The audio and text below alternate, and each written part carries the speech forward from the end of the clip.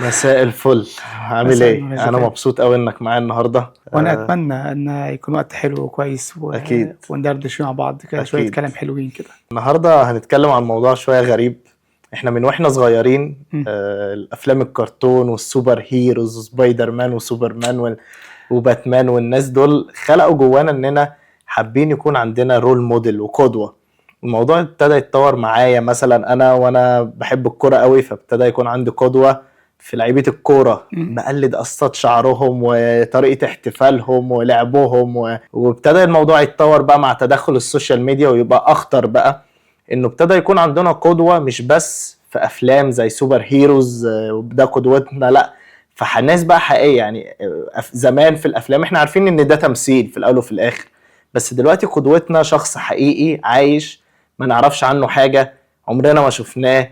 فالموضوع بقى اخطر قوي. فهنتكلم النهارده عن القدوه وعن الرول موديل، عن القاده، عن السوبر هيروز، عن خطوره دوت، ازاي نختار الشخص دوت. تصدق يا جوفان انت بتتكلم يعني فعلا فكره زمان ودلوقتي. زمان كنا بنشوف السوبر هيرو يعني على جيلنا احنا مثلا كانت او بعد جيلنا بشويه مازينجر والحاجات ديت يعني، بس كنا فاهمين ان هي في الاخر شخصيات مش حقيقيه، يعني هي كرتون في الاخر بالظبط. تنبهر بيها وتتشد لها، بس في الاخر هي ايه؟ كرتون، موضوع وايه يعني مش حقيقي. اللي احنا فيه دلوقتي الازمه ان احنا بنتشد لشخصيات حقيقيه موجوده ومتاثر بيها. المشكله ان الشخصيات حقيقيه بس مش حقيقيه. بمعنى يعني حقيقيه انها موجوده اه بس مش حقيقيه، ان مش دي حياتهم اللي احنا شايفينها. احنا بنشوف جزء صغير قوي قوي قوي من حياتهم. حد قال لفظ اللي هو ده مش فيسبوك، ده فيك بوك، ان هو ده فيك. هما بيظهروا جزء وبناخد الشخص ده بقى قدوة لينا وبقى مثل اعلى وبقى نفسنا نكون زيه. هو بيصدر لك اللي هو عايز يصدره عن نفسه، واكيد هيصدر لك الجانب المضيء دايما عن نفسه، وحتى لما بيصدر جانب سلبي عن نفسه الجانب السلبي ده برضه هو بيتاجر بيه، يعني هو عايز يقول للناس ان انا بني ادم طبيعي. فحتى الجانب السلبي لما بيشارك بضعف عنده هو بيشارك بقصد، ما بيبقاش الموضوع كده ان هو فاتح قلبه وعايز يقول لك بقى حقيقتي بالكامل، لا، هو كل حاجه بيعملها لانه قاصد انه يوصلها لك. ما هي دي ازمه الانبهار، ان السوشيال ميديا خلتنا بننبهر بسرعه بالناس. امم في اضاءه قويه على الناس دي، في نور قوي محطوط عليهم الناس دي، فانا بتشد للناس دي. ومع بقى ايه فكره الكلام اللي بيتقال في التعليقات والترندات، انا عايز ابقى زي ده ايا كان بقى ده ايه. يعني انا ما اعرفش زي ما انت قلت كده حقيقته ايه، انا ما اعرفش، بس يعني الصوره مبهره وجميله وحلوه، فانا قررت يعني ابقى زيه وخلاص. حتى صدقني يا جواني لو حد كويس، الفكره في الانبهار انك انت مش عارف انت عايز تقلد مين ولا تعمل زي مين. يعني اقول لك على مثال، اعتقد محدش يختلف على محمد صلاح. طبعا. حد يختلف عليه؟ يعني مين على شاب الاقل كلاعب كوره محدش يختلف عليه. ورحله كفاحه وصعوده وتحيه. بس انت عارف كل جوانب شخصيه محمد صلاح يعني. فالناس اتفاجئت مثلا بيه انه في حاجات مخالفه لبعض او حسب ما الناس متصوره بعض التقاليد. بعد هو عاداتنا. ازاي يعمل ده؟ ايه ده؟ هو انت كنت فاكره ايه؟ ما انت ما بتعرفش حاجه عنه، فحصل صدمه من الناس. انا المشكله ان انبهرت. احنا انبهرنا بيه ان هو لعيب اوروبي فظيع. طب ما دام اوروبي انت ليه عايزه يكون بتقاليد المصريه بس اوروبي؟ يعني هو خلاص بقى بره وبقى ممثل ليك بره وبقى عايش حياته بره، فليه انت عايز تربطه بعادات تقاليد نجريك اللي كان فيها بس يبقى بره؟ وده بيدينا نوعين من الاشخاص دايما في السوشيال ميديا. في نوع هو مركز في هدفه وماشي فيه، وانت اللي اخترته يبقى هو قدوه ليك. هو ما قالكش خليني قدوه ليك، انت وعايزه يبقى قدوه ليك بمبادئك وبافكارك، دي مش قدوه، يعني دي مش القدوه. في نوع تاني هو بيصدر لك افكار عن نفسه، بيتعمد يعمل ترند لنفسه علشان تختاره قدوه ليه. الحالتين فيهم مشكله. انت قررت تختار قدوه لحد انت ما تعرفوش كويس، حتى لو حد كويس جدا وحد مش مركز اصلا للاضواء، هو مركز في حياته وتحدياته وطموحه، هو مركز في القصه دي قوي. انت اللي قررت تاخده قدوه ليك لانك انبهرت بيه. ده غلط، مش صح، انك ما تعرفش كل الجوانب بتاعت حياته. فانت يعني هنتكلم اكتر عن مفهوم القدوه. وفي نوع تاني هو بيصدر لك عن نفسه حاجات عشان عايزك تنبهر بيه ويتاجر بانبهارك بيه. عايز ابقى رقم واحد، عايز ابقى الناس كلها بتتكلم عني. في الحالتين حتى لو شخص كويس او وحش، اختيارك انه يبقى قدوه غلط، مش صح. مظبوط. يعني انا كمان بفكر دلوقتي، هل محمد صلاح لو فضل بعاداتنا وتقاليدنا ايا كانت هي صح في ايه وغلط في ايه، مفيش حد عاداته وتقاليده كلها صح، كان هيوصل للشخص بتاع دلوقتي اللي انا واخده قدوة ليا ونفسي ابقى زيه بقد ايه هو نجح. يعني طب ما هي لو مبادئي وتقاليدي بس هي اللي بتنجح، كنت انا زمان انا محمد صلاح عشان كده السؤال الاهم بقى، انا نفسي ابقى زيه في ايه؟ مثلا. يعني نفسي ابقى زيه في ايه؟ هو ده اللي بسأل نفسي فيه. غالبا احنا اغلبنا عايزين نوصل او نبقى زي الشخص دوت في نهايه الرحله، في الحته اللي وصل لها، مش في المشوار. يعني انت ما تعرفش الشخص دوت تعب قد ايه، قدم تنازلات قد ايه، جدد من افكاره، من مبادئه بطريقه شكلها ايه. ما تعرفش كل الحاجات دي كلها. انت شفت في الاخر واحد العالم كله بيتكلم عنه، او واحد بقى معاه فلوس كتير قوي قوي قوي بيعمل نفسه فيه، او يعني حط بقى كل الحاجات اللي الناس بتدور عليها. فانت يعني انت عايز تبقى النهايه بتاعته، مش عايز تبقى زيه. ودي برضو احد مش المشاكل، عايز دي مش امشي قدوه. سكته، انا عايز اخد الجايزة مكانه. بالظبط كده يعني، فاهم؟ فانا عايز اروح العب النهارده كوره ابقى احسن لاعب في العالم، فاهم؟ مش محمد صلاح بس، انت عارف هو عمل ايه. طب انا عايز احترف وانجح بره، بس انا برضو هنتكلم على فور اكزامبل كده ايه محمد صلاح، عشان هو الحاجه اللي ناجحه في وسطينا دلوقتي يعني، فاهم؟ طب انت عارف هو بره عمل ايه؟ اتعامل مع الناس ازاي؟ ايه التنازلات اللي قرر يتنازل عنها؟ ايه المبادئ اللي قرر انه يراجعها ويغيرها؟ ما انت عايز تبقى زيه، ولا انت عايز تبقى زيه في نهايته فقط لا غير؟ ما ده انا محتاج اراجع نفسي فيه في القصه بتاعت القدوه يعني. بموضوع الانبهار، احنا سالت الناس عندي على انستجرام، هقول لك عملت فوت كده، فبسال الناس هل انبهرتوا قبل كده بحد عن طريق السوشيال ميديا؟ ف 68% من الناس اللي عندي على انستجرام انبهروا بناس على السوشيال ميديا، و76% من الناس شايفين انهم ممكن يكونوا مبهرين للناس اللي حواليهم. ما هو الابهار هو القاعده، احنا كده طلعنا بره موضوع القدوه خالص. فلما نيجي نعرف القدوه، بس لا ما طلعناش اعتقد، لان جزء من ان انا واخد الشخص ده قدوه لان انا منبهر بيه. هنقولها بطريقه ثانيه، الشخص القدوه لازم يكون مبهر في امور معينه، لكن مش كل شخص مبهر ينفع يبقى قدوه. ما ده انا كنت اسالك عليه. طب خلينا بقى ايه ناخدها واحده واحده كده مع بعض من الاول. يعني انا في لفظين او كلمتين، قدوه وقائد. عايزين نوضح الفرق، هل القدوه قائد وهل القائد قدوه، وهل كل قدوه قائد وهل كل قائد قدوه؟ يعني بسرعه كده هنقولها بنفس المعادله بتاعه الابهار. كل قائد لازم يكون فيه جانب في حياته القدوه فيه، ما ينفعش يبقى قائد من غير ما يكون فيه جانب قدوه فيه. لكن مش كل قدوه يعني اختارها في حياتي هي قائد. ليه؟ لان ايه فكره القائد؟ هو القائد ده واحد يعني يا جوفاني بيمشي معايا رحله حياه، بيقودني في رحله تشكيل، رحله فهم، رحله وعي، رحله اكتشاف، رحله معرفه مختلفه، بيساعدني في اختيار اهدافي وطموحي. ده القائد. طبيعي يكون في جوانب في حياته هو نجح فيها فيكون ملهم ليا فيها، ما لازم يكون في حته عنده فيها ابهار، حته فيها قدوه. ما ازاي هيكون بيقودني في الرحله دي تمام من غير ما يكون عنده اي تحدي يعدي في حياته؟ امال هو قائد ازاي؟ يعني قائد بشويه حاجات درسها، ولا قائد بوظيفه تعينها، ولا اكيد قائد لانه عنده مجموعه من التحديات في حياته ممكن ما تكونش تعنيني. يعني ممكن يكون هو ناجح مثلا رجل اعمال ناجح تمام، ممكن يكون فنان ناجح مثلا. لو هو طبعا ده ما ينفعش يبقى قائد قوي، مش لانه فنان، لانه مش هيبقى فاضي انه يعمل ده مع الناس، بس بتكلم انه عنده تحدي ناجح فيه في حياته ما. التحدي ده مش معني ليا قوي، بس هو بيقودني ابقى ناجح في تحدي ما تاني. يعني هو نجح في موضوع الفلوس، ممكن يقودني ابقى ناجح في الدراسه، فيلهمني ازاي الطريق اللي يمشيه عشان يبقى ناجح كرجل اعمال، ازاي ابقى ناجح دراسيا وابقى ناجح كعالم. هو عنده الفهم والخبره اللي هيعرف يدهاني، فلازم يكون يعني قدوه في شيء ما، نجح في شيء ما. القدوه موضوع مختلف.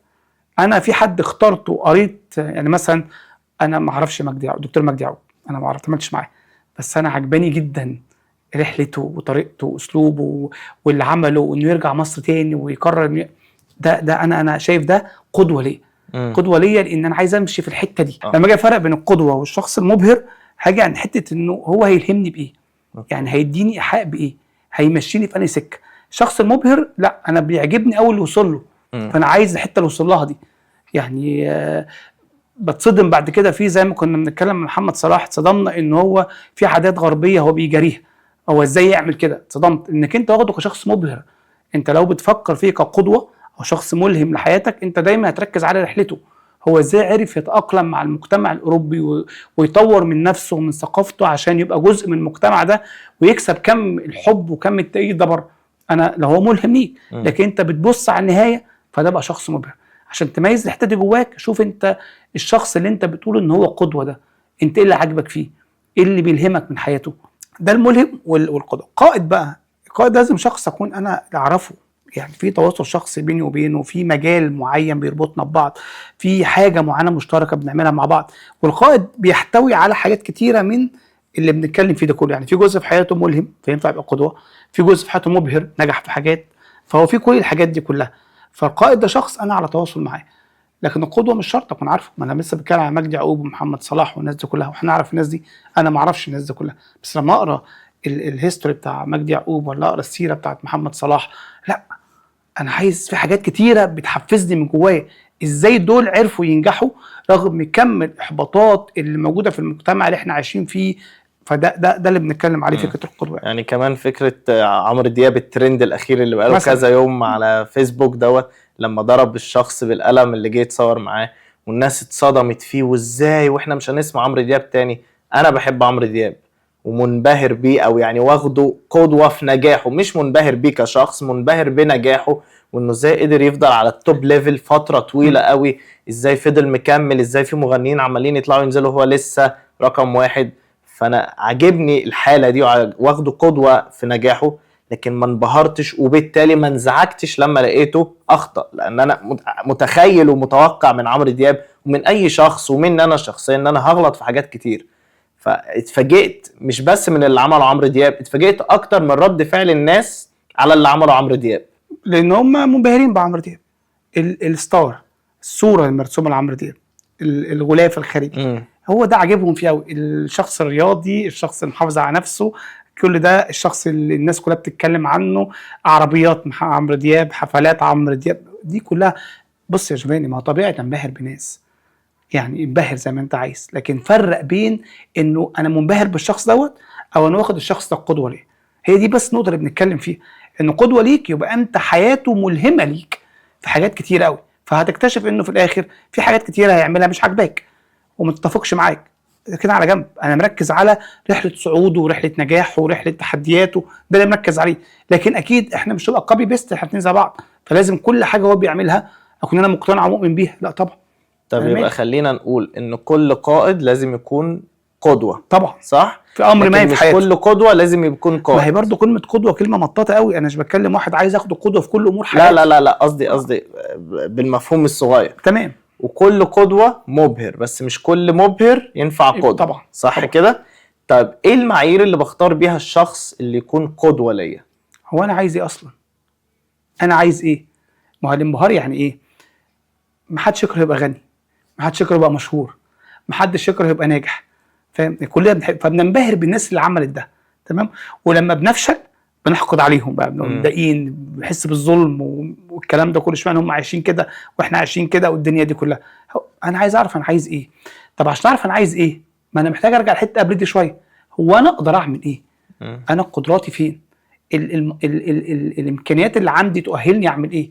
هل انا اعرف اكون عندي حته ابداعيه فينفع اشتغل في مجال الابداع والفنون والاغاني؟ انا عندي الحته دي. هل انا بنياني الجسدي يصلح لأكون رياضي في مجال ما من المجالات؟ هل ان انا تركيبتي العقليه وذهني اقدر اكون ناجح دراسيا او ناجح ماديا، اقدر اكون عامل بيزنس؟ انا محتاج افهم نفسي الاول يا جوان، ما انا مش فاهم نفسي وعمال احلم.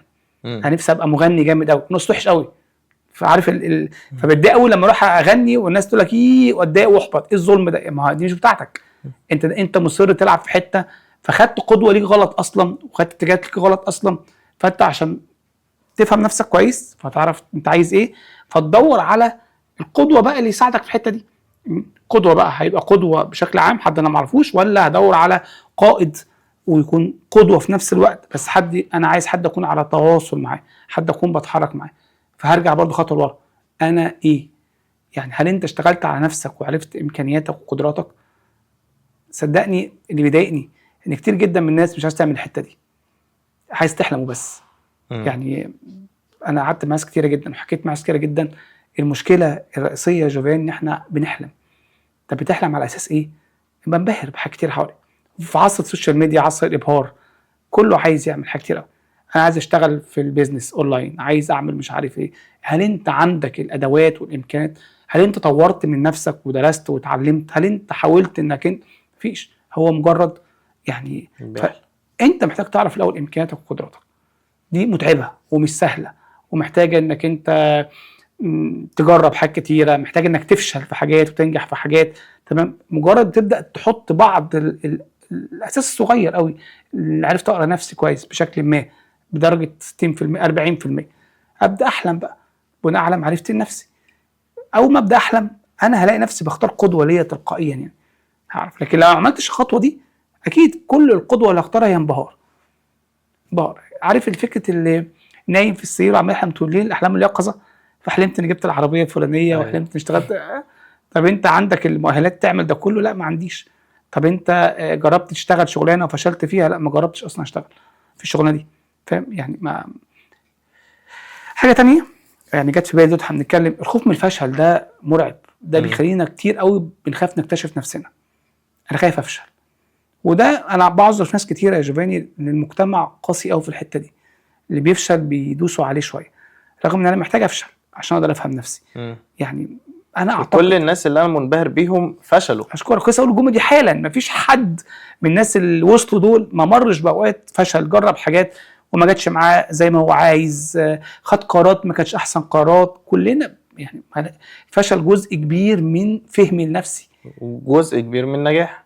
بالظبط، فهمت نفسي فاعرف انا عايز ايه، فاعرف اختار بقى الشخص اللي انا يعني هيبقى ملهم ليا، لانه هشوف حته تانية.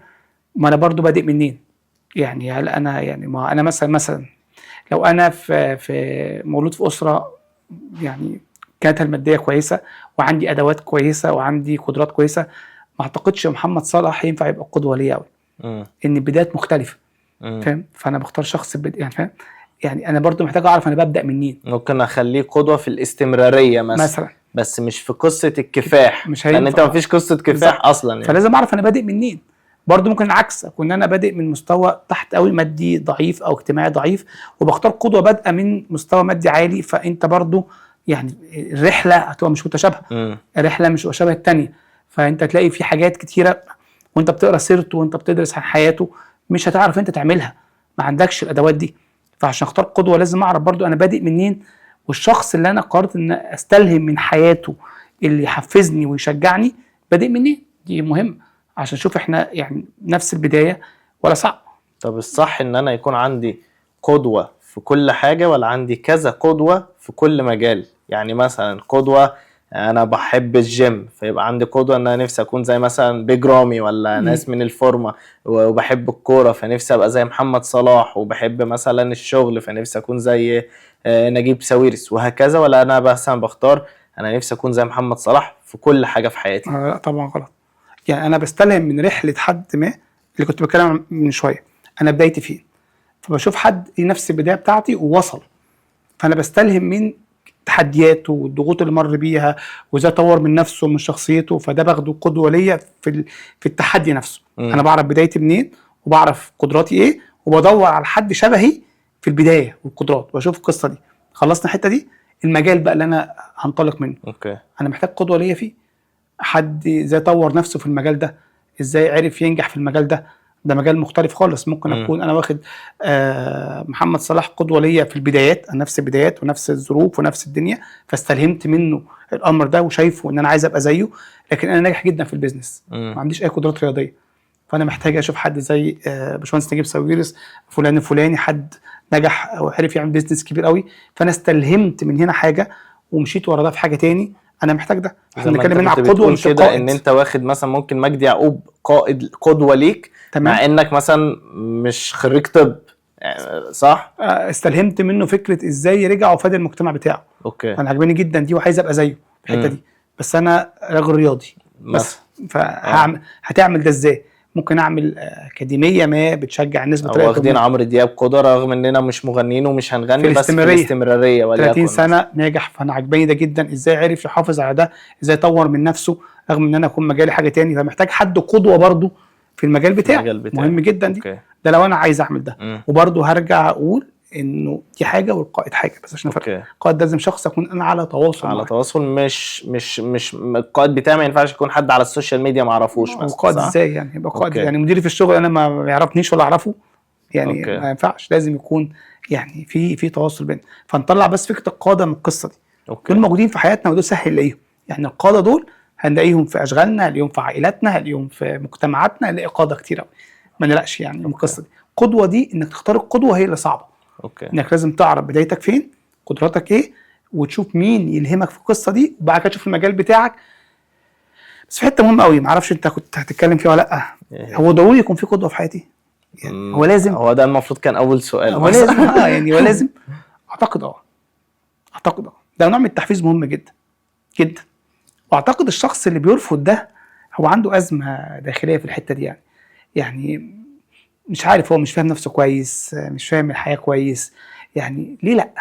ليه ما يكونش في حد يعني كل ما احس اني بطفي او بأحبط او بفشل او بتكسر، حد كده يبص عليه ما عرف يعملها، ما فشل بس قام تاني. فايه اللي يخليني ما اعملش ده؟ يعني وانت بتحكي كده انا بحب الكوره قوي. ففي رمضان صبحي في بدايته مع الاهلي لما كان لسه ناشئ وبيطلع، كانوا الناس بيقولوا ده خليفه ابو تريكه. انا فاكر تصريح ليه طلع قال انا بحب ابو تريكه قوي بس انا مش خليفه ابو تريكه، انا رمضان صبحي. انا مش عايز اكون ابو تريكه، انا عايز اكون رمضان. احلى اوحش انا عايز اكون رمضان. فاعتقد في ناس كتير بتفكر اللي هو مع كامل حبي واحترامي لعمرو دياب او محمد صلاح، او انا عايز اكون جوفاني ومش عايز قدوه ليا، لان ممكن قدوه يحطني تحت بريشر ان انا لازم انجح. ما انا خدت قدوه ممكن ما اعرفش انجح زيه، او يقلل سقف توقعاتي ان انا هبقى احسن تالت لعيب في العالم، ده اخري، رغم ان انا نفسي ابقى احسن لعيب اصلا. فاهمني؟ ما هو برضه مفهوم القدوه هنا فيه مشكله. انا قلت لك انت تبقى زيه، يعني انت ما طلبتش انك تبقى زيه. اوكي. بس هو عارف انا ببدا لسه، وهو مشي سكه. عارف زي الايه مثلا؟ عايز اجيب لك مثال كده يعني، اللي هو يعني انت بتبدا حاجه وانا معايا ادوات هتفيدك في الرحله دي اللي تبداها ووصل بيها مطرح ما توصل. لا مش عايز الادوات بتاعتك، انا هعافر في الصخر واكسر الدنيا واخترع ادوات جديده. حين ما تاخد الادوات دي وروح بيها مطرح ما انت عايز تروح.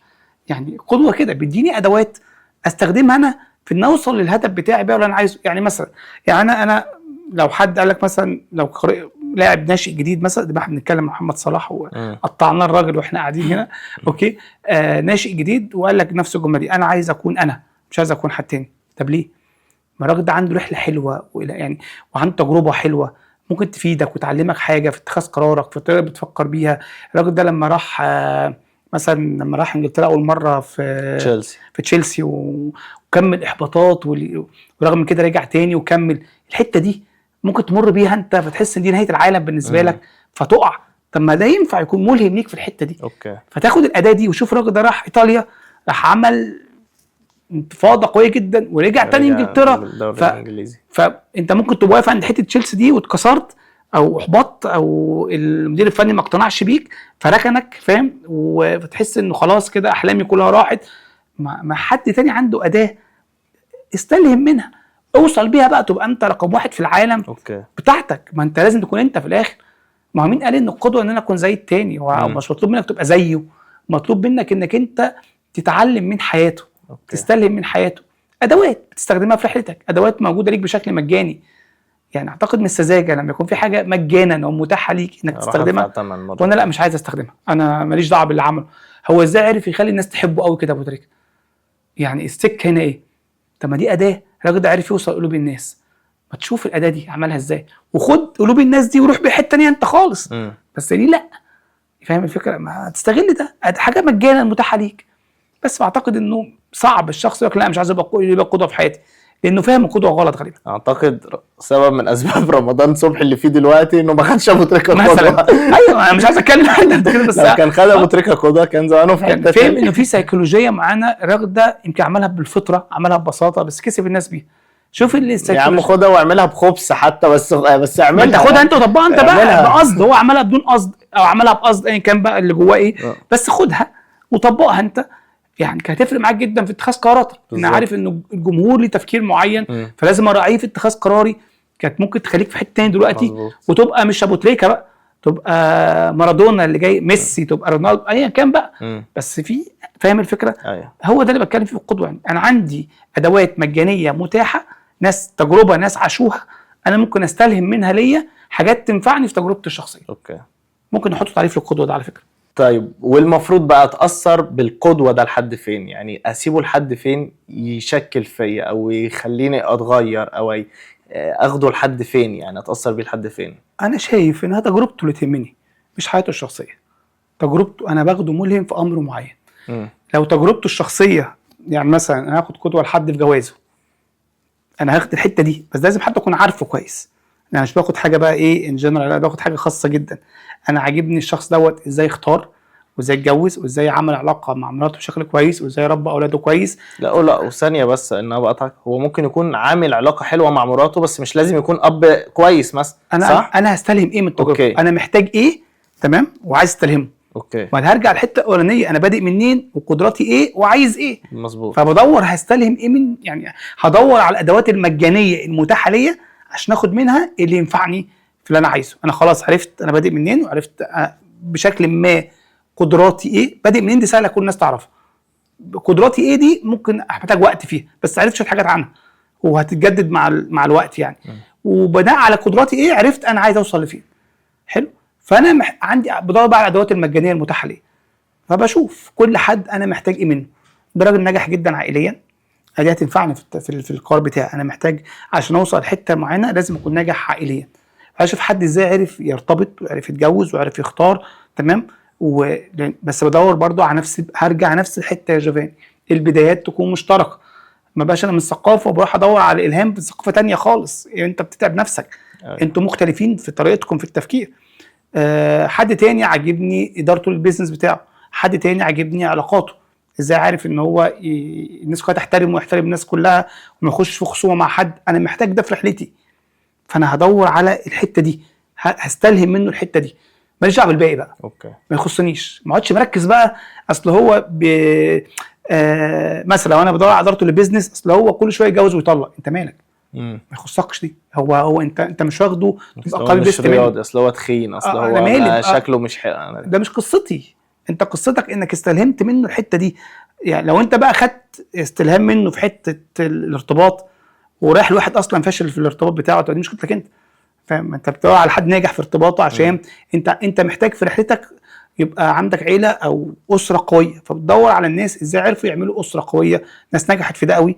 ويعني هل محتاج يكون بحب الاول او يكون بدور على مواصفات ايا كان بقى الطريقه اللي نجح بيها الشخص دوت يعني. بس مش دعوه بالباقي، يعني فاهم؟ انا مش واخد حياته كلها شروه، انا ما امتلكتوش وما يخصنيش، فاهم؟ لانه انا بدور على اللي انا محتاجه من الشخص ده، تمام. ودوت بسبب ان احنا كتير بنقع في الحته ده بيخلينا كتير نتصدم في الناس. يعني انا سالت برضو الناس على انستجرام تكمله، يعني 88% من الناس اللي عندي على انستجرام انخدعوا في ناس كانوا منبهرين بيهم. 88%، وده رقم كبير قوي يعني. وده رقم ان غالبا اغلب الناس من كل 10 9 تقريبا اتخدعوا، يعني اتخدعوا في ناس منبهرين بيه. بس هو السؤال، هو انت ليه انخدعت؟ عشان انا مش قادر افهم معنى القدوه ايه بالظبط. يعني انت كنت منبهر مش قدوه، فطبعا لازم تتصدم. انك لو منبهر زي ما كنا بنتكلم الاول، اكتشف ان في جانب انساني في كل شخص، والجانب الانساني دوت ممكن يكون مليان عيوب، فانت اتصدمت. فده بيشرب مش عارف ايه، ده بيعمل ايه، ما هو انت انبهرت بنجاحه، لكن في جوانب تانية كتير، ده سهراته مش عارف ايه. انت ايه الصدمه اللي انت فيها دي؟ هو انت مشكلتك انك انت كنت منبهر وافتكرته قدوه، او اخترت قدوه البدايات مش متساويه، فاتصدمت، فاهم؟ لانه ما هو احنا بعيد عن بعض قوي. او اخترت قدوه وانت مش فاهم معنى القدوه اصلا، انك انت بتستلهم تجربه ما في حياه الشخص دوت وبتحاول انها تكون بتحفزك عشان تنجح في حياتك انت، فخدت حياته كلها باكج على بعضها فاتصدمت. يعني مثلا انا ممكن اختار قدوه، انا زي حد مثلا ممكن يكون اخلاقيا مش احسن حاجه، استغرب قوي تقول لك انت فلان ده انت واخد القدوه رغم من اخلاقه في علاقاته مثلا مش احسن حاجه. انا مالي، انا واخد القدوه في البيزنس بتاعه. هو راجل نجح في البيزنس رغم انه قابل تحديات كتيره جدا، رغم ان السوق اتقلب كتير جدا، رغم انه حصل ونجح جدا في البيزنس بتاعه. تقول لي بس على الجانب التاني هو اخلاقيا عنده علاقات مش عارف ايه، انا مالي، انا فاهم؟ يبقى انت اللي فاهم القدوه غلط. انك انت القدوه عايز تكون نسخه منه، لا انا مش عايز ابقى نسخه منه. مم. انا بستلهم من حياته امر ما هيكون بيفيدني انا بشكل شخصي في تجربتي وفي حياتي، فاخده قدوه في الحته دي، واخده قدوه في البيزنس بتاعه. فممكن اختار فعلا شخص يكون عليه تحفظات كتيره من ناس كتيره، واقول فلان ده قدوتي، فالناس تقول لك انت ازاي واخد ده قدوه ليه؟ انتوا اللي فاهمين القدوه غلط. مم. انا مش واخد القدوه ليه في الامر ده، انا مالي بالحته دي بتاعته هو. طب دلوقتي لو واحد كان واخد شخص قدوة واكتشف او اتصدم بسبب ايا كان عيب من مين، تحب تقول له ايه تطبطب عليه بيه يعني، او تهديه او تخليه يرجع تاني ريكافر كده؟ احنا بشر بني ادمين، بنخطئ وبنصيب، فما تطالبش غيرك باللي انت ما تقدرش عليه، فاهم؟ فبالراحه، يعني ايه، فكر في حد تاني. اخترت حد وقيمت الموضوع غلط، ما كانش عندك فكره كويسه عن موضوع القدوه، التجربه اللي انت استلهمتها منه مش هي دي اللي انت محتاجها لحياتك، فهمت موضوع القدوه غلط، فكنت واخد كل جوانب حياته ليك قدوه في امر ما. ف يعني اديك اتعلمت واديك فهمت، حلو، ببساطه جدا. طبق بقى بشكل صح الوقت الجاي، طب وبعدين طول ما انت عايش، ما احنا خلينا برضو متفقين على حاجه يا جوفاني، هو انا مستحيل اقرا كل اللي قدامي بشكل مظبوط 100%، ما لازم يبقى في جوانب برضو. انا اخترت فلان انه يكون قدوه ليا في امر معين، في شغلي، في علاقاتي، في الحته دي، ومع الوقت اكتشفت انه الحته دي عنده فيها مشاكل كتير قوي، ما هو مش قائد ليا، انا مفيش تواصل بيني وبينه، انا اخترته من على السوشيال ميديا، من على ساحه المجتمع، فطبيعي ممكن اتخدع فيه، ممكن يطلع الجانب ده عنده انا كان متصدر عنه فكره مش مظبوطه، تمام اشوف غيره، تمام. لو حد قريب مني قائد بقى يعني، واخترت قدوه في الامر ده، واكتشفت انه انا كنت فاكر مديري ده يعني شاطر في الحته دي، فانا نفسي ابقى زيه، يعني اكتشفت ان هو نصاب او غير امين، او وصل للحته دي بطرق غير شرعيه، فاتصدمت انا كنت واخد قدوه ليا في الامر ده، فاهم؟ قول لنفسك انا بني ادم طبيعي جدا، قيمت الموضوع على الظاهر، اذا كان عارف يضحك على الناس كلها فطبيعي يضحك عليا في النص، تمام. ادي اتعلمت، ادي اكتشفت، ادي فهمت اني محتاج اقرب من الناس اكتر، محتاج ان انا ما اديش الامان غير لما يكون في دلائل توحي انه فعلا الشخص ده يستحق انه يكون قدوه ليا، ما فيهاش مشكله. طول ما انت فاهم معنى القدوه صح، تمام، حاول مره واثنين وثلاثه واربعه، بس هرجع تاني واقول بلاش تستغنى عن الحته دي. ادوات مجانيه متاحه ليك هتنفعك في تجربتك، تستغنى عنها ليه؟ مش منطقي.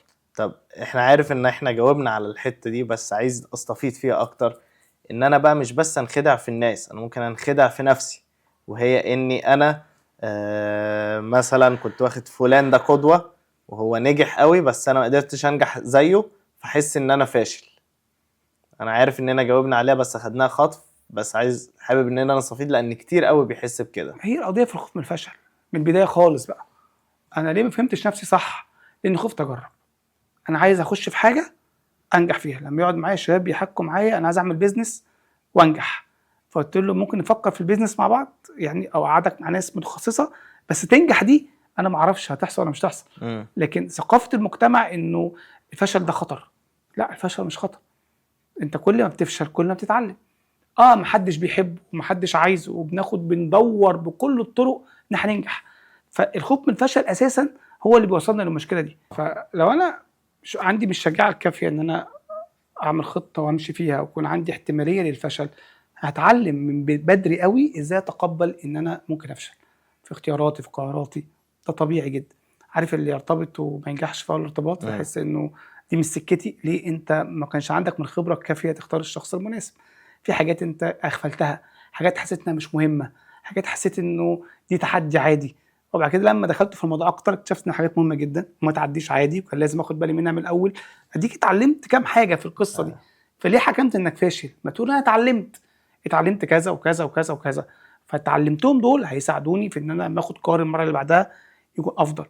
القدوه نفس الكلام، اخترت شخص وطلع ان في حاجات مش مظبوطه كتير، اتعلمت ان اخد بالي من كذا، اخد بالي من كذا، اخد بالي من كذا، عشان لما اختار شخص تاني اديني انا ليه ربطتها بالارتباط. لان اكبر مثال اخترت بنت او ولد، او بنت وقفت على ولد ايا كان، وكان عندي مجموعه من مواصفات معينه ان هي دي فتاه احلامي او هو ده فتاه احلامي، ومع الخطوبه اكتشفت انه لا، في حاجات كتير ناقصه. المره الجايه لما اجي اختار هتلاقي نفسك تلقائيا الحاجات اللي انت حصل فيها ازمه بتستبعدها من اختيارك، فديك اتعلمت. ما ينفعش اقول انا فشلت فطبيعي، خلاص اتعلمت كام حاجه فهتختار تاني صح. اخترت قدوه وطلعت مش احسن حاجه، مفهومك للقدوه ما كانش مظبوط، البدايات ما كانتش مشتركه، ما كنتش فاهم نفسك صح، هديك اتعلمت انك تختار حاجه تانية وثالثه ورابعه. ايه الاهم؟ قدوه مش معناه انك تبقى زيه. دي مهمه قوي يا أيوة. جوفاني، هي دي المشكله. انا مش مطلوب انك تبقى زيه، تفاصيل حياته كتيره، انت مالك بيها؟ انت بتستلهم من تجربه ما في حياته اللي هيفيدك في رحله حياتك. بمناسبة الارتباط اللي كنت لسه بتقول المثل عليه، كان لسه حد بيقول لي ان الارتباط او يعني الخطوبة والصحوبية وكده اتعملت عشان تتفسخ، مش علشان نكمل. يعني من انا دي بقول كده قوي. انت بتقول كده. الخطوبه معموله عشان تتفك، اه ما لو الخطوبه معموله عشان نتجوز على طول نخلص بالظبط. يعني. ما فهو جزء من النجاح اللي هو قبل الجواز، والفشل ان الفسخ.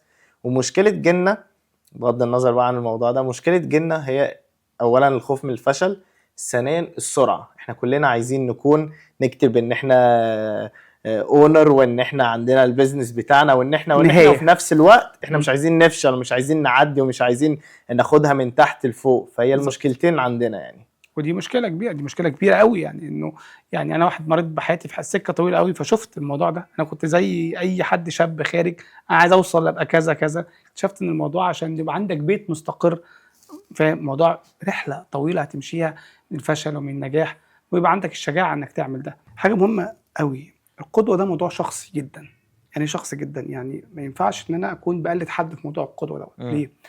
او عامه في الحياه بقى، عامه ناخدها بشكل عام. ممكن حد من اول لقطه الامور تمشي معاه، من اول قرار بياخده الامور تمشي معاه كويس، ارتباط، شغل، قدوه، ايا كان. مش معنى كده ان انا يعني ان انا فقري، ان انا ما مشيتش معاه من اول مره. لا، هو الاستثناء. الاستثناء ان الشخص ياخد قرارات من اول مره وتنجح، ده الاستثناء. القاعده انك بتتعلم وبتكتشف وبتفشل وبتنجح، دي القاعده. فلما تلاقي حد استثناء ما تقعدش تلوم نفسك، يعني فاهم، لا ده هو اللي مش طبيعي اللي بيحصل دوت، انه من اول قرارات بياخدها في كل حاجه، عارف، جواز تمام، شغل تمام، سفر تمام، كل، لا ده مش طبيعي ومش لوجيك الكلام دوت. يعني الطبيعي انك انت بتتعلم وبتكتشف، فسيب نفسك تتعلم. في موضوع القدوه اللي بنتكلم فيه، طبيعي جدا عندك اختيار غلط في الاول، متلخبط بين الابهار والقدوه والقاده، يعني عندك لخبطه في القصه دي. اقرا واسال وحاول تتعلم، بس ما تضيعش فرصه ان يكون في ادوات مجانيه متاحه ليك ما تستغلهاش في حياتك. انا بس اخاف قوي ان اللي بيسمعنا، احنا خلاص بنختم، بس اخاف قوي ان اللي بيسمعنا يكون بياخد الكلام بقى بالعكس تماما، ان هو انا عادي افشل، عادي ما تنجحش، عادي ما تظبطش، مش لازم تكون قدوة، مش لازم تنجح في كل حاجة في حياتك، مش لازم غيرك معرفش. فياخد الكلام ده يأنتخ، او اللي هو كده كده عادي، فيكون في فرصة اكبر اللي هو للبجاحة، او لان انا بقى اشهر ان انا عادي بعمل وبشرب وبروح يعني اخاف من دوت. انت عايز ايه؟ هو الشخص عايز ايه؟ يعني انت لو عايز الدنيا تبقى ما توجعش قلبك بكلامنا كله، يعني هو مش فاهم فكره. انت عايز ايه؟ عارفه زي حته كده في لما يقول لك ربنا غفور رحيم، فاغلط براحتك. طب وهي الفكره انك تغلط براحتك ولا انت عايز تبطل الغلط؟ يعني انت عايز تبطل الغلط، فربنا غفور رحيم ده حاجه بتاعت ربنا، وربنا قلبه كبير للكل. لكن ده مش معناه ان انت تغلط براحتك. خلاص اغلط، لو انت شايف انك انت عمال تاذي نفسك وتاذي صحتك وتاذي علاقاتك، ده تمام بالنسبه لك عشان ربنا غفور رحيم، خلاص يا عم تمام. يعني لو تفكيرك كده، فاهم، نفس الفكره. لو انا بقول لك ان الفشل بيعلمك، فده يديك حل انك تفشل. لو انت شايف الفشل ده موضوع ممتع جدا هتسعى ليه، يبقى انت عندك مشكله في تفكيرك. الفشل مش موضوع ممتع اصلا، انا كلنا بنهرب من الفشل.